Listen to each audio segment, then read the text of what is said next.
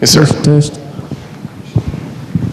Jerry C. St. Paul Baptist Church, and I'm one of the leaders of WTOS. I don't have a question. I have a compliment, let's say.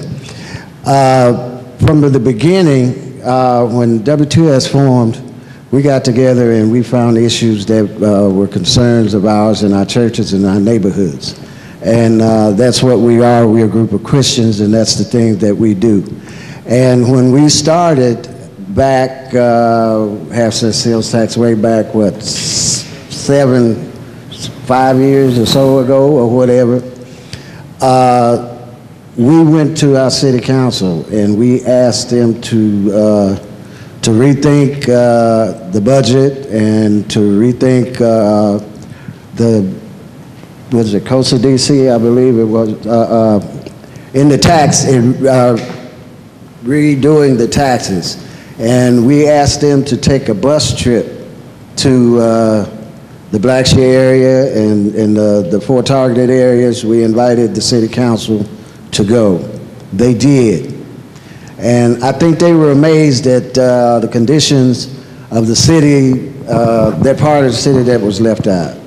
And we formed a relationship then with WTOS, city council, the mayor, the city manager, and we formed relationships with all of the people that worked at the city. And we saw a vision, and they got the vision. And to this point, each one of those persons that's in the city, that work for the city, that's a department head, we all share that same vision. And the things that you're seeing now are not new on the board. They have been in the works for a few years, because when we brought different things to the council, the mayor's office, Ms. Grindstaff's office, which is our city manager's office, they started to do things. And since then, we, as WTOS, has been representing the whole city of San Angelo in most of these meetings, and our city council meetings and other meetings. So all of us grassroots people have been involved in this. And I certainly appreciate the people from the city, and I appreciate all of us, all of you that has participated. And you're beginning to see now what it looks like when grassroots people work with city administration and are equally respected. And see, I was reminded the other day by someone that I really respect that's on the Coastal DC board.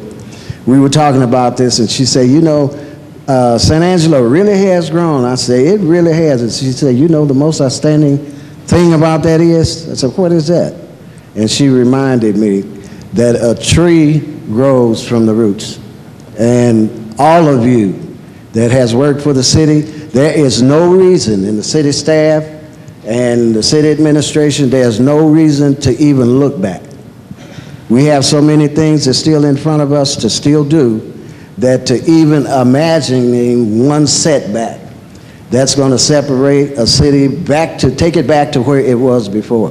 There's no time in the history of San Angelo, and I haven't been here all my life, that blacks, Hispanics, all the members of the city of San Angelo can go down to City Hall and express their feelings and something be done about it.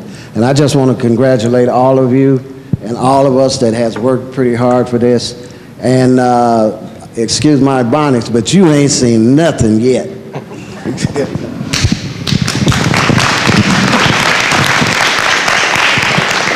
Thanks, Jerry. Appreciate that.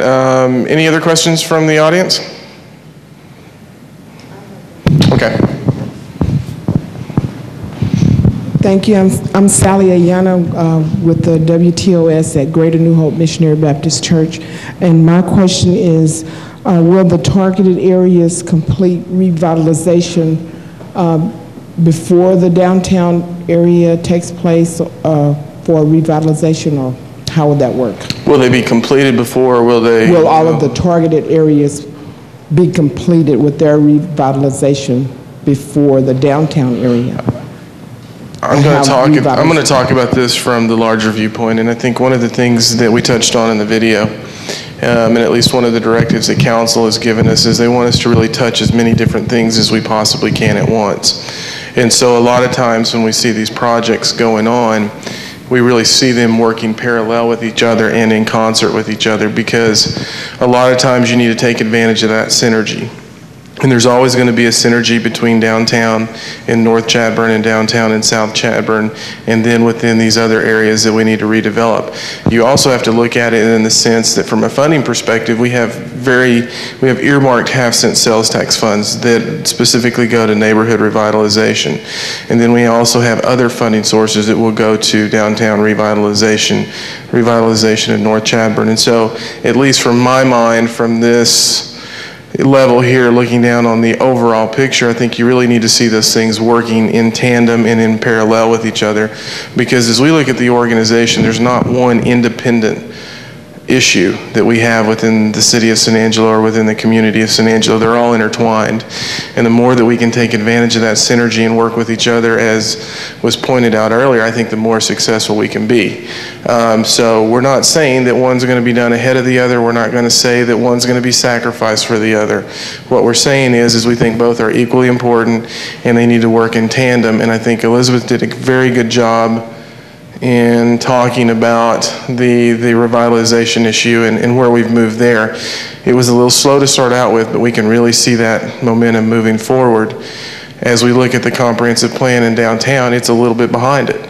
And so we're moving, but it's how do you keep that parallel? And how do you try to be successful at everything and really work as a community as a whole and bring balance to it? Will that earmark money still stay with the targeted areas? The question was will the earmark money stay with the targeted neighborhoods? When you specifically look at the half-cent sales tax and those funds designated for neighborhood revitalization, that was what was on the ballot. And that's what those funds have to be spent on, because that's what was presented to the citizens of San Angelo, and that's what they voted on. Correct, Mindy? So yes.